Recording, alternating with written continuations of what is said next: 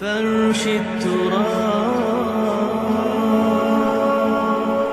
يضمني وهو غطاء. اور یہ مثال کیوں دی گئی ہے؟ اس آئینے میں ہمیں ہماری تصویر دکھائی گئی ہے. تم اگر قرآن کا حق ادا نہیں کر رہے تو تمہاری مثال وہی ہے جو یہود کی تھی.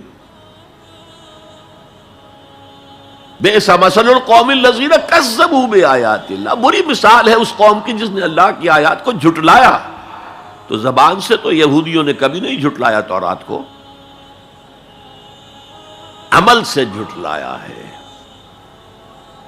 یہ وہ 5 مقامات ہیں جن میں اللہ تعالیٰ نے خود اپنے کلام کی ثنا بیان کی ہے، تعریف کی ہے، اس کی عظمت کو بیان کیا. اب میں آپ کے سامنے ایک حدیث رکھنا چاہتا ہوں. حضور نے کیا فرمایا؟ ایک حدیث سنا چکا ہوں آپ کو. عن عثمان بن عفان رضی اللہ تعالی عنہ قال قال رسول اللہ صلی اللہ علیہ وسلم خیرکم من تعلم القرآن وعلمہ، تم میں سے بہترین لوگ وہ ہیں جو قرآن سیکھیں اور سکھائیں. یہ حدیث بڑی عجیب ہے. یہ ترمذی میں بھی ہے اور دارمی میں ہے، اور اس کے راوی حضرت علی ہیں رضی اللہ تعالی عنہ. عن علی رضی اللہ عنہ قال، حضرت علی فرماتے ہیں انی سمعت رسول اللہ صلی اللہ علیہ وسلم یقول، میں نے سنا اللہ کے رسول صلی اللہ علیہ وسلم کو یہ کہتے ہوئے انہا ستکون فتنۃ، ان قریب ایک بہت بڑا فتنہ رونما ہوگا. حضرت علی فرماتے ہیں قلت، میں نے عرض کیا مل مخرج منہا یا رسول اللہ، اے اللہ کے رسول یہ فرمائیے اس فتنے سے بچنے کا، نکلنے کا راستہ کون سا ہوگا؟ جیسے آپ بڑے بڑے حالوں میں دیکھتے ہیں ایگزٹ، عرب ممالک میں لکھا ہوتا ہے مخرج. اگر کہیں آگ لگ جائے، کہیں دھواں بھر جائے تو نکلو، لال جو روشنیاں ہیں ان کے اندر جو نیچے دروازے ہیں ان کی طرف جاؤ. یہ مخرج ہے جان بچانے کے لیے. یہاں ایک لحظہ توقف کر کے ہمارا اور صحابہ کا جو فرق ہے اس کو نوٹ کر لیجئے. اگر ہم ہوتے تو کیا پوچھتے؟ حضور یہ فتنہ کب آئے گا؟ کدھر سے آئے گا؟ کیوں آئے گا؟ کیا ہوگا؟ یہ سارے سوالات کرتے نا، جن کا عمل سے کوئی تعلق نہیں، معلومات ہیں. حضرت علی نے کچھ نہیں پوچھا، بس آپ نے فرما دیا کہ بہت بڑا فتنہ ہوگا، تو بس ہمیں یہ بتائیے کہ اس سے نکلنے کا راستہ کیا ہے. اب سنیے حضور کی زبان سے قرآن مجید کی مدح. قال کتاب اللہ، فتنوں سے بچانے والی اللہ کی کتاب ہے. فیہ نبأ ما قبلکم، اس میں تم سے پہلے جو تھے ان کی بھی خبریں ہیں. قوم نوح اور قوم عاد اور قوم سمود اور قوم مدین اور آل فرعون اور سدوم اور عمورہ کی بستیوں کے حالات ہیں کہ نہیں؟ وَخَبَرُ مَا بَعْدَكُمْ، اس میں تمہارے بعد جو آنے والے حالات ہیں وہ بھی درج ہیں. ذرا کھدائی کر کے نکالنا پڑتا ہے ورنہ حالات موجود ہیں. ایک اوپر کی چیز ہے، سامنے کی چیز ہے، ایک ذرا اندر سے کھدائی کر کے. لیکن یہ کہ حضور فرما رہے ہیں خبر و ما بعدکم وحکم ما بینکم، اور جو بھی اختلافات تمہارے درمیان ہوں گے ان کا فیصلہ بھی اس کتاب میں موجود ہے. کاش کہ ہم اپنے مذہبی اختلافات کو رفع کرنے کے لیے قرآن کی طرف رجوع کریں جو حبل اللہ ہے. واعتصموا بحبل اللہ جميعا ولا تفرقوا. تو فرمایا کتاب اللہ فیہ نبأ ما قبلکم وخبر ما بعدکم وحکم ما بینکم. هو الفصل لیس بالحزل، وہ فیصلہ کن کلام ہے، ایسے ہی یابہ گوئی نہیں ہے. یہ قرآن کی آیات ہے. انہ لقول فصل وما هو بالحزل، سورہ طارق کے اندر آیا، طارق میں.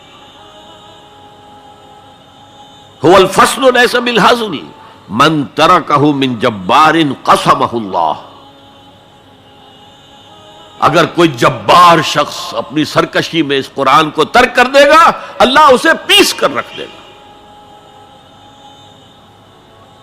وَمَنِ ابْتَغَى الْهُدَى فِي غَيْرِهِ أَضَلَّهُ اللَّهُ، اور جو کوئی ہدایت حاصل کرنا چاہے گا قرآن کے سوا کسی اور چیز سے اللہ اسے لازماً گمراہ کرے گا. کتاب ہدایت تو یہ ہے.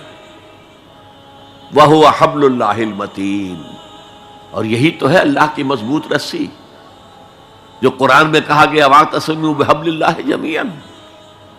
میں نے ایک موقع پر اس آیت کا استہزاء کرتے ہوئے سنا تھا پاکستان کے شہر لاہور میں، جب 1973 یا 74 میں عالم اسلام کی سمٹ کانفرنس ہوئی تھی لاہور میں، تو یہ آیت وَاعْتَصِمُوا بِحَبْلِ اللَّهِ ہر ٹیکسی کے اوپر، ہر رکشہ کے پیچھے لکھی ہوئی ہوتی تھی اور وہ اس کے بینر لگے ہوئے تھے.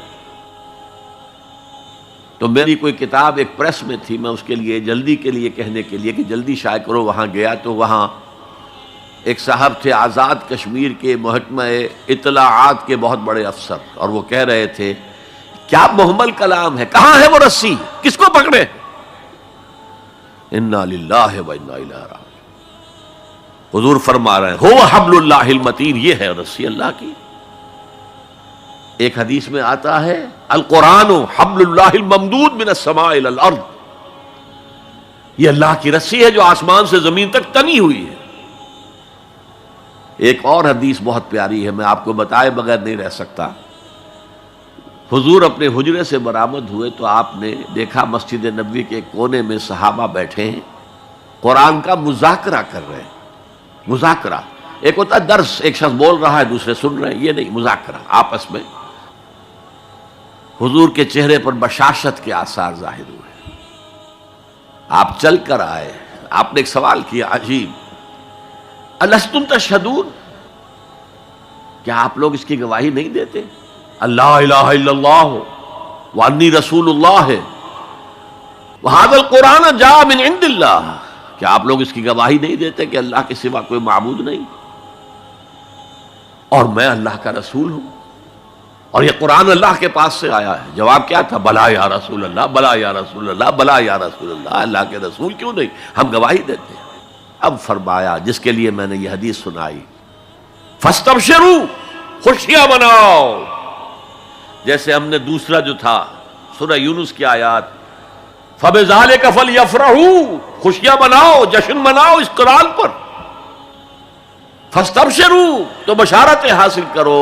فإن هذا القرآن طرفه بأيديكم وطرفه بيد اللہ، اس قرآن کا ایک سرا تمہارے ہاتھ میں، ایک سرا اللہ کے ہاتھ میں. تو فرمایا هو الذکر الحکیم، جو قرآن کہتا ہے ذکر کرو ذکر کرو، کھڑے بیٹھے، سب سے بڑا ذکر قرآن ہے. ہم بیٹھ کر ضربے لگا رہے ہیں، پتہ نہیں کیا کرتے ہیں، کوئی وظائف پڑھ رہا ہے. سب سے بڑا ذکر جسے قرآن الذکر کہتا ہے، انا نحن نزلنا الذکر وانا لہ لحافظون، دی ذکر وہ قرآن ہے. هو الذکر الحکیم وهو الصراط المستقیم. اور تم نماز کی ہر رکعت میں کہتے ہو اہدنا الصراط المستقیم، وہ صراط مستقیم تو اللہ نے تمہیں دے دیا ہے، یہ قرآن ہی تو ہے صراط المستقیم. پھر دیکھیے اس میں وہ قرآن مجید کا انداز ہے، دو دو تین تین آیات ایک طرح سے قوافی کے ساتھ آ رہی. هو الذی لا